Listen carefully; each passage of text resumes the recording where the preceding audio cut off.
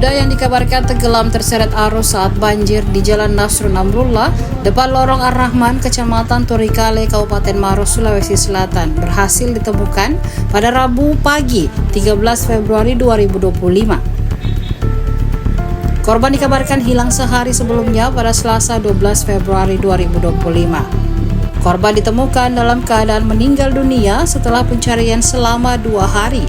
Korban ditemukan di sawah yang terletak di depan Lorong Ar-Rahman, sekitar 100 meter dari lokasi awal jatuhnya korban.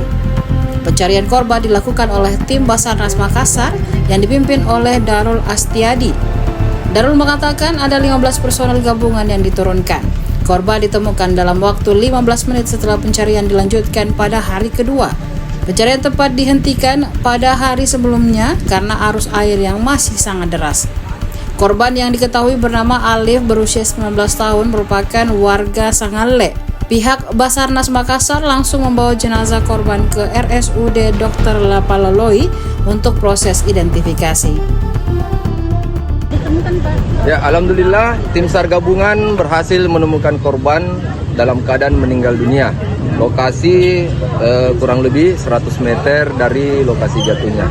Selanjutnya kami serahkan ke pihak ambulans untuk dibawa ke rumah sakit agar bisa dikenali oleh keluarganya. Pak, jenis kelaminnya ini Pak yang ditemukan Pak? Info dari masyarakat yang sempat mengenali korban, namanya Alif, laki-laki 19 tahun. Itu warga mana Pak? Warga apa namanya? Sanggalia. Pencarian ini berapa lama Pak? Pencarian kami lakukan kurang lebih 15 menit karena areanya kecil dan teman-teman mendapatkan tanda-tanda adanya jasad yang terapung. Ada berapa personil yang turun Pak?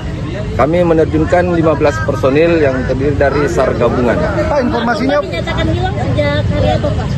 Korban dinyatakan hilang sejak tanggal 11 Februari 2025 dan kemarin karena air masih tinggi pencarian dihentikan dan dilanjutkan hari ini tanggal 12 Februari 2025.